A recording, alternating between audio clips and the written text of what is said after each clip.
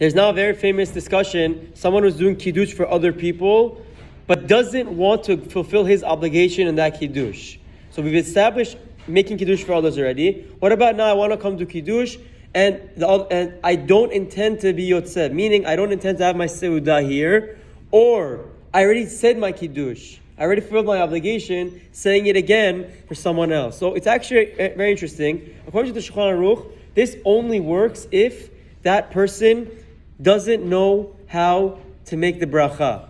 Generally speaking, if that person can and is capable and knows how to make the bracha, then according to the Shulchan Aruch in a simple understanding, you wouldn't be allowed to make Kiddush for him on his behalf when you already fulfilled your obligation or you don't intend to eat there and you want to help and fulfill the obligation. Nevertheless, it's a machloket poskim. The Pri Chadash, the Mishnah Berurah brings down, and a few others disagree with this Shulchan Aruch and say that no, even though you don't intend to fulfill your obligation there, whether it means you already said Kiddush, or you're not going to have a Seudah over there and you're strictly doing it for someone else who knows how to make Kiddush themselves, the minhag is to be lenient because of how we explained earlier, of din arvut, of everyone being connected. And even though Shulchan Aruch is stringent on it, like Yosef, Rabbi Chaim, all explain that you can be lenient to fulfill someone else's obligation. Rabbi Chaim does hold like the Shulchan Aruch and says, in an ideal situation, if that individual can't say the Kiddush themselves, push them to do it themselves. Don't be adamant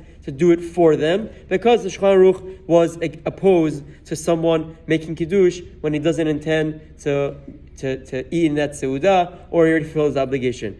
But obviously it goes without saying that let's say you're doing Kiddush in a minyan, you already said your Kiddush, but now there's a bunch of people, some didn't hear yet and some did. Then in that scenario it would be allowed, even according to Shulchan Aruch, because you're dealing with a larger group of people, and assuming that some people didn't make the bracha themselves or can't make the bracha themselves, you don't have to be strict and not say it yourself because of the Shulchan Aruch.